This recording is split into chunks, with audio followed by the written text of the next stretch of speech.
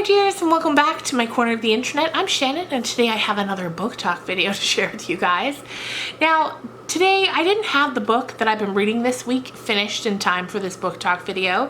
That book is The Invited by Jennifer McMahon. I'm really enjoying it, but it's been a busy couple of weeks, and I didn't want to rush through it just to finish it for the sake of finishing it for this video. I want to enjoy it. So that got me thinking, what other book topics could we talk about today? And then this morning I was excitedly pre-ordering two books, both of which that come out September 10th. And then I thought, you know what, yes, let's talk about that. Let's talk about those authors that I love so much that I will either pre-order or buy the book the day it comes out. I don't care what the book's about. I don't even need to read the blurb. I'm ordering it because I love these authors and I'm gonna read it. I've got a few of these authors. I had some other ones when I was younger that I've either grown out or they've stopped putting out books, whatever the case may be. So we'll talk about those ones too. But first we will talk about the two that I was pre-ordering today. The first one is The Institute by Stephen King. That comes out September 10th. And you know I love Stephen King. If you've been around this channel for any amount of time, you know I love Stephen King, and the new book sounds really interesting and I can't wait to read it, and we're like just over a month away. Very excited. I always love, he puts out about 2 books a year, so you gotta love an author with that kind of output because you're never waiting too long for the next book. Let me read you a blurb. So here's the blurb on Amazon for The Institute. It says, in the middle of the night, in a house on a quiet street in suburban Minneapolis, intruders silently murder Luke Ellis's parents and load him into a black SUV. The operation takes less than 2 minutes. Luke will wake up at the Institute in a room that looks just like his own, except there's no window. That's really creepy. Anyway, and outside his door are other doors, behind which are other kids with special talents. Telekinesis and telepathy, who got to this place the same way Luke did. Kalisha, Nick, George, Iris, and 10-year-old Avery Dixon. They are all in front half. Others, Luke learns, graduated to back half. Like the Roach Motel, Kalisha says, you check in but you don't check out. In this most sinister of institutions, the director, Mrs. Sigsbee, and her staff are ruthlessly dedicated to extracting from these children the force of their exceptional gifts. There are no scruples here. If you go along, you get tokens for the vending machines. If you don't, punishment is brutal. As each new victim disappears to back half, Luke becomes more and more desperate to get out and get help. But no one has ever escaped from the Institute. As psychologically terrifying as Firestarter, and with the spectacular kid power of it, The Institute is Stephen King's gut-wrenchingly dramatic story of good versus evil in a world where the good guys don't always win. So that's The Institute. It sounds fantastic. Can't wait to read it. The second one that I was pre-ordering is one that I have been looking forward to literally for a decade, and that is Margaret Atwood's sequel to The Handmaid's Tale, and this is called The Testaments. And I'm actually going to do a book talk on The Handmaid's Tale before The Testaments come out, just because, I mean, I know it's been out for decades, but I'm going to be rereading it anyway just to get it fresh in my mind before The Testaments come out. So I thought, what the heck, I'll do a book talk on it. We can also talk about the TV show a bit and there, kind of talk about the similarities and the differences, and that will be so exciting. So I'm going to read to you the blurb for The Testaments. We can get pumped together. When the van door slammed on Offred's future at the end of The Handmaid's Tale, readers had no way of telling what lay ahead. But with The Testaments, the wait is over. Margaret Atwood's sequel picks up the story 15 years after Offred stepped into the unknown, with the explosive testaments of 3 female narrators from Gilead. Dear readers, everything you've ever asked me about Gilead and its inner workings is the inspiration for this book. Well, almost everything. The other inspiration is the world we've been living in. That's a little note from Margaret Atwood. I can't wait. I cannot wait. So those are the only blurbs I'll read for you. So let's talk about other authors that I just automatically order books when I know they have them coming out. Lisa Jewell is at the top of the list. She is a fairly new discovery for me. I only started reading her books probably 2 or 3 years ago, but they're so well written. They keep you on the edge of your seat. Their twists and turns are fantastic. So now, as soon as one of her books come out, I grab it right away. They're all just fantastic. She has a new one coming out. It's being released in the UK before it's released here, unfortunately. So I think it gets released in the UK in August and then here in October. But that one's called The Family Upstairs, and it looks so good. I can't wait. Another author that I absolutely love is Joe Hill, and he also has a book coming out this year, I think in October, and I can't wait. It's a collection of short stories, and if you don't know, Joe Hill is Stephen King's son, and much like his father, he has an absolutely outstanding gift of telling short stories.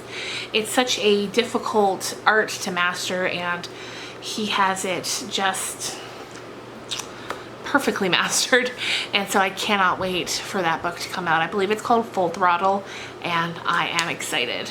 Another person whose books I would always get is actually Leonard Cohen. You may be more familiar with him as a singer and songwriter, but he also released really beautiful volumes of poetry.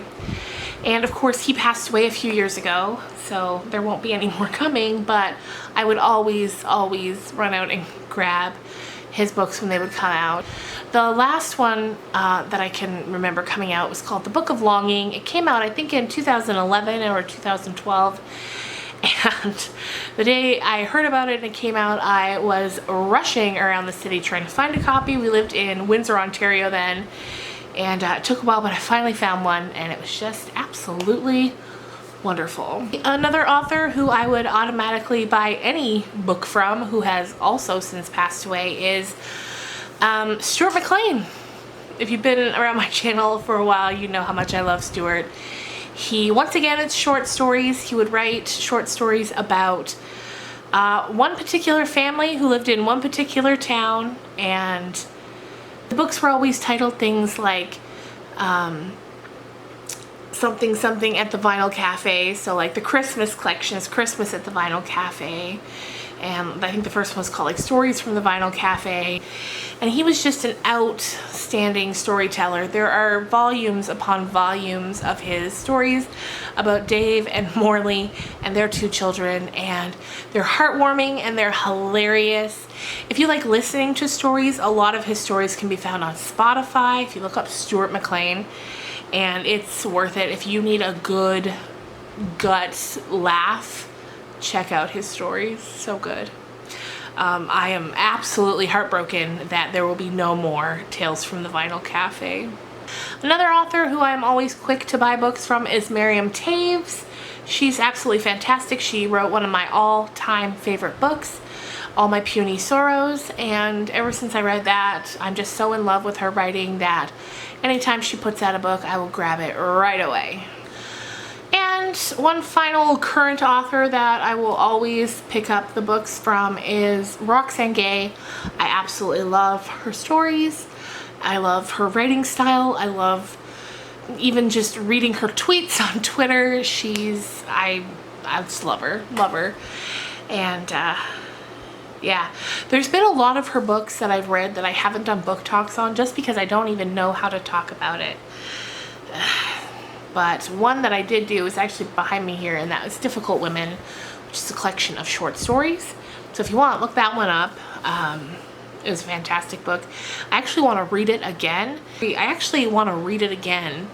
And just get that extra time to process it and really sit with it, because it's a lot of hard stories to read. So sometimes I find they don't settle all the way the first time around.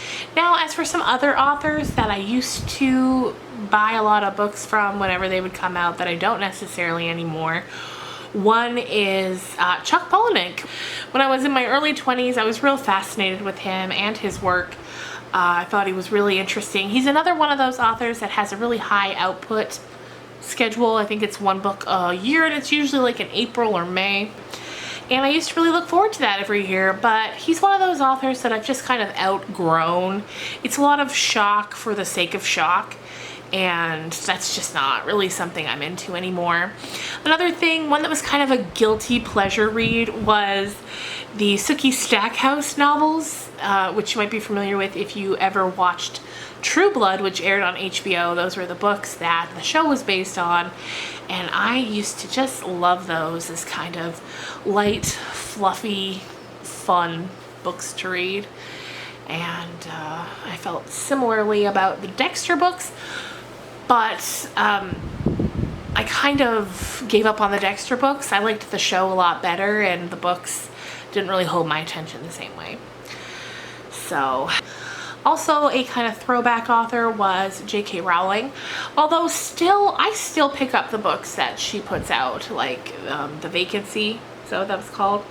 I read that, but I didn't love it. So I kind of include her more in the yesteryear authors just because I don't have that same urgency anymore, but I certainly used to, and maybe someday will again, maybe not.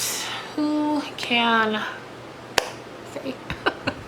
Anyway, you guys, I think that's going to do it for me for today. I'm trying to think of any other authors that I have that urgency with.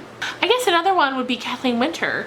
I actually know her because she's from Newfoundland, or she's not from Newfoundland, but she lived in Newfoundland when I was young and lived there, and she was a family friend. And she actually taught a writer's workshop when I was a teenager at the public library that I took, of course, and now she's this absolutely outstanding author who has put out at least three books, three that I've read that I absolutely love. And the most recent one was Lost in September, and I had that pre-ordered, so I guess we could count her in there as well, even though she's one of those authors that there's, years in between the book releases, because that's the kind of author she is. And a lot of authors are like that, but just in contrast with the Stephen Kings and the Chuck Palahniuks of the world and the Lisa Jewells. But she's an absolutely outstanding writer who writes such beautiful prose. It's a joy to read.